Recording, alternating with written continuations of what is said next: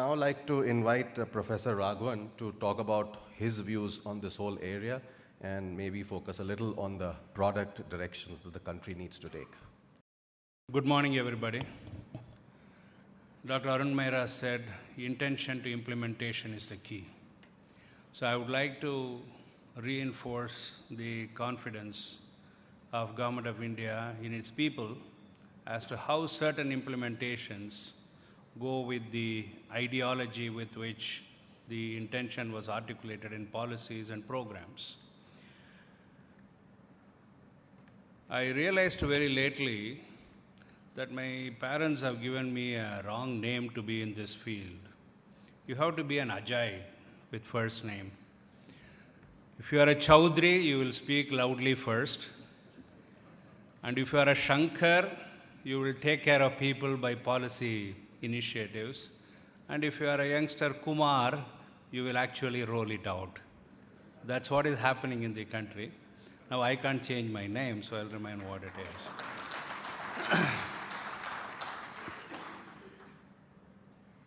So talking about my area of coverage here is that I've been fortunate enough to be part of 3 major programs in the country, perhaps the whole world, which is changing India for better, permanently. First of them he mentioned, National Knowledge Network. The second one is National Optical Fiber Network. The third one is Direct-to-Home Network. All of them have extreme-end electronics as a part of them for their survival and growth. So if we look at any of these which brings together people, the first thing is to understand what do citizens need? What is happening? Large volumes and video is natural to a country of our size.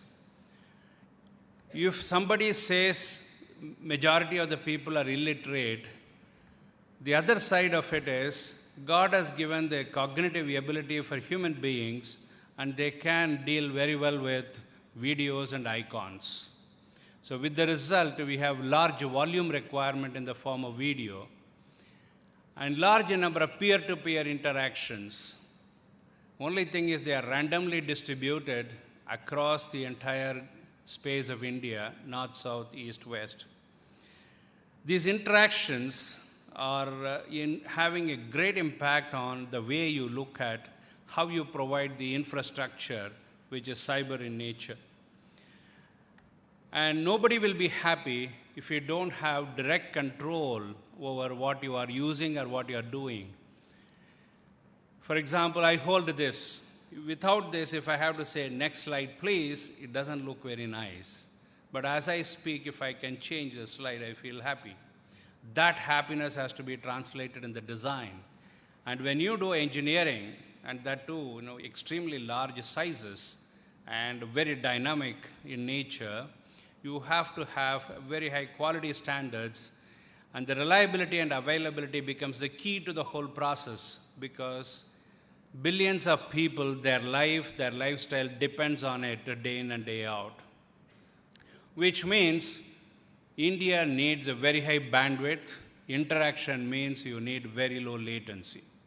What you do with that is education, or health, or agriculture, or any other interaction is a matter of detail. It could be interaction of very many types. For example, the same thing can be multi-site conference, or it can be a classroom, it can be medical education taking place simultaneously to several public health centers. All of them will take place, and several types of technologies and geographical distributions will come together. So coupling flows across these technologies becomes the key also. I'm able to see it simply because I happen to design all the 3, so I see how the flow can be managed as well. Before I go forward, I would like to present my perception of what India is and what development, human development is, because ultimately that's what you want, people to be happy. All that I mentioned here, food, water, clothing, shelter, etc., health, education, everything, they are absolutely essential. Some other thing in the beginning, you will see that the first 2 rows talk about essential requirements. The last row talks about governance, and the middle row, the one on health and education, talks about the mechanism of doing it, and the fourth row talks about how to sustain it. That's the key to the whole thing. How do we do something which does all this? All of us in electronics and computers and digital space, whatever we do, we are going to deal with storage, bandwidth, computation, and energy. Because we have to consume less and less energy and do more and more.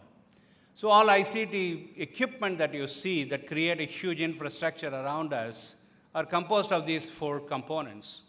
So when you apply it to human development, what is the difference? Why is it so attractive? It basically annihilates distance and also helps people have near instantaneous observation of events all around the globe. Why is it important? It's curious because human beings can't do both. This annihilation of distance is not humanly possible. You need technology for it, and to observe events everywhere, you need that. That makes it all the more interesting and curious. Complex functions are made extremely simpler by these technologies, so you want to do it. It becomes ubiquitous. Already it is ubiquitous. But comprehension of how it does what it does becomes extremely complex. And that's what makes what Dr. Arun Mehra was saying. What do? You make things available or make things available in a sustained fashion, self-generating fashion. That's the question economists, the planners ask. When you do that, you realize that technology is extremely simple, but fielding it for a productive purpose is extremely subtle. That's what he meant by implementation issues, the two rails of the whole planning process.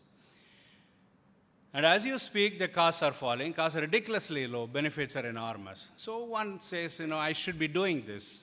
The ground reality is that as you decide, as you plan, things are becoming more and more comprehensive, more and more reliable. And one wonders, why can't we do this very effectively? So if it is so simple, why are we not doing it? That question comes. But India, the affordability and reach has a serious issue because people live in several hamlets around. There are 6 lakh villages and then about 4 or 5 hamlets in each village. All of them have to have equal access to this information or any facility that you create, including education and health. So how do you make that happen? And how do you create an ecosystem so that somebody starts it, primes it like government, and then it takes off?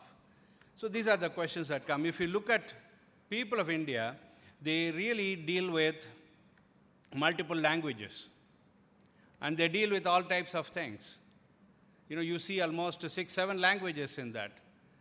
We all have experts who are very good in translation technologies, but I can never speak in one language and at the same time heard in another language, and then they answer back in their language, and then the conversation goes on. Having a conversation which is multilingual is a challenge. Actually, IIT, we have a joke. Deepak is somewhere here. If somebody says it is not possible, it's IIT research students' problem. Says it is difficult, industry will solve it. Difficulty is not to take cognizance of in academic institutions or institutions of higher learning. It is impossible, you do it. I still remember Kennedy's statement, we'll put a man in the moon, when people are still trying to understand how to escape gravity. They did escape. These things happen in mankind. So if you look at India, especially rural India, what we hear is enable, empower, ensure equitable growth is the mantra that you hear all the time. So if you ask all this, and if you ask a supplementary question in ICT, can I leave a gigabit in every hut in every village? The answer is, why do they need all these fancy technologies and so on? You have some impression about this technology. If you look at yesterday's innovation kind of a thing, he says, don't give me power, I will pick it up from solar source and keep you going. There are answers within the system, the question of putting it all together. So when questions like that arise and discussions take place, people ask, why should you do that? And why can't we continue? Why should you need Western models, etc.? So there is a need clearly for looking at Indian needs and solving them locally. You solve these problems, but the solutions have to be global so that somebody else can find use for it. Like you are finding a use for what is called Western technology, they will find a reverse use for what is called Indian technology. The prefix Indian or Western is only a point of origin. This point of origin is only a motivation and passion in that place. That's all we need over here. So if you look at it and you look at a program of what it takes to really do it, we have calculated several times. It costs only about 32 paise per person per day to give gigabit in every hut in every village if you seriously want to do it, which is, I think, less than a cost of a Starbucks coffee for the whole month, which I think many of us have, and we can buy one more cup of coffee. It's not very difficult on a daily basis. The other one that you see is if you look at the temple hundi collection in Tamil Nadu, Hindu religious endowment and charities, it is 2 rupees per week per person in a rural village, which is 7 times 30 is about 210.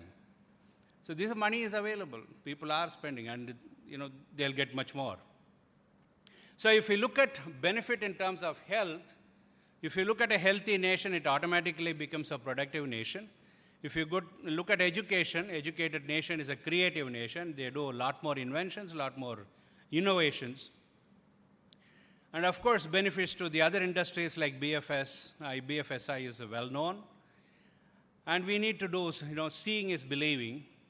So these 3 programs, if you look at and then see what they collectively deliver, it will be interesting.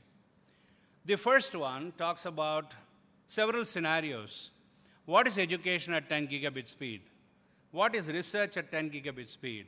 What is healthcare, governance, farm care, weather modeling, high performance computing at that speed?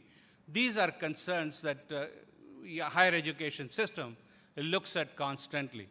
So if you bring them all together, like Dr. Mehra was saying, if the knowledge institutions are brought together, that explosion is going to be phenomenal. That was the expectation when NKN was designed. It's not 1 or 2, it is 1,500 institutions to be together. You name the institution, name the national laboratory, it is part of it today.